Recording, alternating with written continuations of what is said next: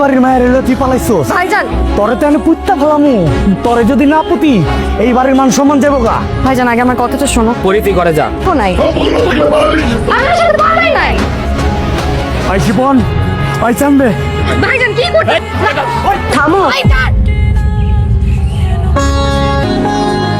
বুবু আমাকে বাড়ির মেয়ে এলো পালাইছে বুবু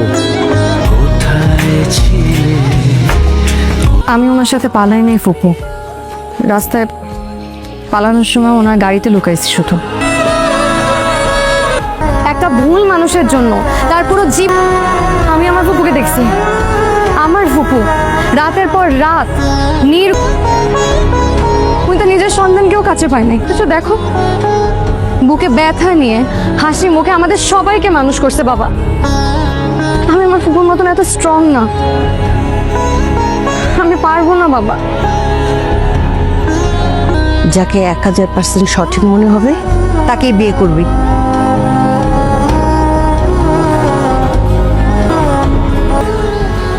অনেক হেল্প করছি আমার নাম এতক্ষণ তাণ্ডব গেল শাড়ি পইরা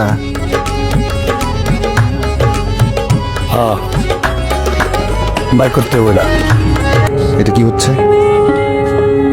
কোনটা কি হচ্ছে আমি আমার মাকে চোখের সামনে দেখতে পারবো, মা বলে ডাকতে পারবো না? আপনাকে যেইভাবে আমি আপনাকে কথা দিচ্ছি আমি সব ঠিক করে দেব ঘটায় আল্লাহ আপনি তো ঝামেলায় পড়বেন প্লিজ এই ছেলে, তুমি তো কিছু খাচ্ছই না।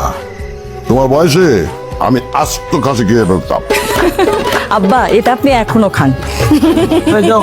আর কি দো হ্যাঁ হ্যাঁ দিচ্ছি দিচ্ছি একটা মৌসুমি ছোট্ট একটু এই তুই আস্তে আস্তে খাতে তুই স্তূপ পড়বি রে। পারবো না প্লিজ। বিয়ে করেছো জি না। খাও খাও ভবিষ্যতে কাজে লাগবে।